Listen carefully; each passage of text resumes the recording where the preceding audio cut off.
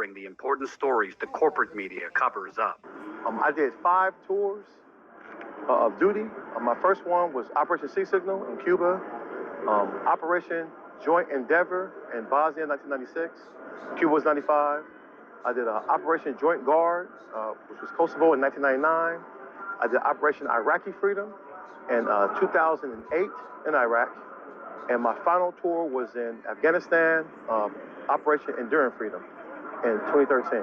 And I got to go see the best president in history, Barack Obama, give out the Medal of Honor at the White House in 2014. And I retired under him in 2016. Do you think we actually have a real democracy to save? Here's the big problem, guys. It's the fact that America was so fucking corrupt to let his ass back in there. This is so much bigger than Donald Trump.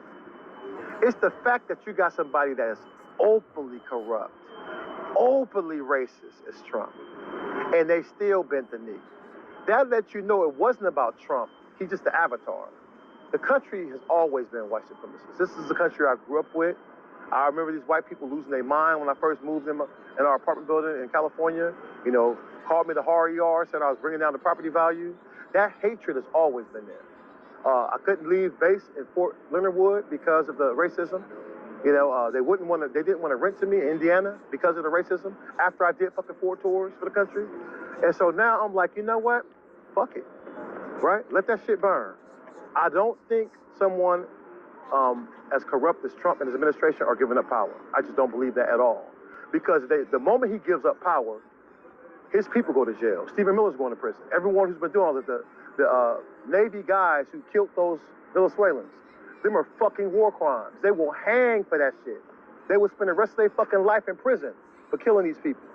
And so they're going to fight to try to hold on to power. And every one of us needs to be ready to bring that fight to them when the time comes. Was there something from your childhood or growing up that inspired you to want to serve your country? The Army, honestly, was always my backup plan. Right? When I was young, I wanted to be an astronaut. I loved sci-fi. I loved science itself. I was obsessed with space travel, believe it or not.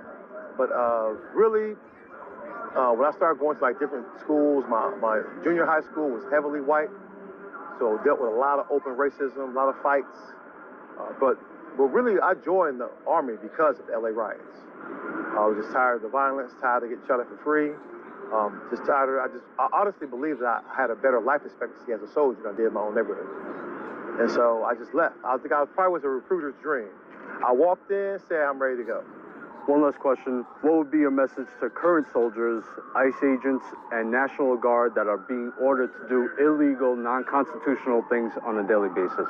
You don't participate, right? Weaponize incompetence. You walk out here, you look good, you be a prop for the government, help people with their luggage, but absolutely do not raise your weapon. As a citizen, don't participate in anything you know is illegal. You tell them demons whatever they want to hear up front, but in the streets, and especially I'm talking to the NCO Corps, because the NCO Corps was really what holds the military together. That makes us unique in all armies. The NCO Corps, I believe the non-commissioned officers will hold fast to the Constitution. We knew how to play the bullshit game. We've had bad commanders before. We let them do their thing, man, but out here in the real world, especially if they're not the type of commander that lead from the front, they're not going to know what's happening from the field. You send their ass some bullshit report, and by all means, stay the fuck quiet. Do not expose yourself. If you got a grievance, bring it to the veterans. We can talk shit without being subject to the Uniform Code of Military Justice, but we need you there. Somebody with a fucking conscience got to still be here to hold the line, and I understand that it's terrible for you.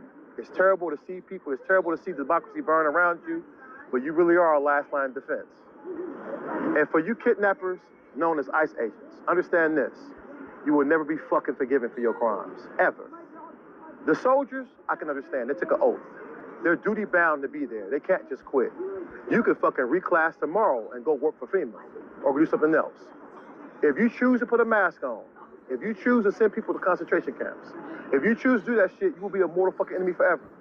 When that fucking demon is gone from the White House, you will be hunted, just like you hunted them. You will be hunted. You will never have a fucking moment of peace, period. Out of everybody I despise the most, ICE is at the top of the list right now. You guys are fucking traitors, man. And the fact that you let Proud Boys and Oath Keepers and all these fucking insurrectionists on the team. That let you know, man, listen, I'm gonna tell you something too, to you Proud Boys. I don't give a fuck if that felon anoints you in the name of the Father, Son, and Holy Spirit. We're not gonna recognize that shit in these streets. Understand that shit. So when you come out here, be ready for those one-way missions. All right, it's all fun and games until you deal with heavily armed veterans who are willing to match and see your energy. Hell will flash trees over before I let anybody in my family be taken. Period. I don't give a fuck. And you could tag that fake ass God of War himself. Fuck him too. Right? I don't give a damn about any of these demons, man. ICE is an absolute scourge. You should hold your head in shame forever for the shit you're doing. You will never be forgiven for that shit. If you had a shred of dignity, you will reclass tomorrow. Sorry, guys. That shit just pisses me off, man. Can't stand these fucking demons, man. It's got to come from the heart. Yeah, I cannot stand these guys, man. I watch, people out here running for their fucking life, man. That lady in Walmart running for like hours, man, hiding. And notice they're going after people who working. Yeah. Right? They sat here. Immigration itself is really about white supremacy. Mm-hmm. Let's just cut to the chase. Immigration has always served to keep America white. They tell you whatever bullshit lie from Operation Wetback. This goes back in history. So we know now you really see what America's about. They put white supremacy over everything, over the rule of law, over the separation of powers, and now they want to fund ICE at a higher rate than they funded the Marine Corps. That is the danger. That means they're going to use these people to stay in power. Right? They're using them right now. If you see, they desensitize the military already to kill people. Right? They're telling you it's okay to kill drug dealers because they're moving drugs, so you can kill them now. Right? So they're going to continue to desensitize these people before they turn the guns on us. You need to be ready before that moment happens. And I tell you, whether it takes 10 months or 10 years, we must be absolutely relentless in our fight against white supremacy. All right. You good? Is there anything else you want to get off your chest? No, I think I said it all, guys. Listen, I'm pretty sure I've earned my way on any list, any watch list. So, and that's all right. I'll be proud to be on this shit. You're inspiring. Yeah.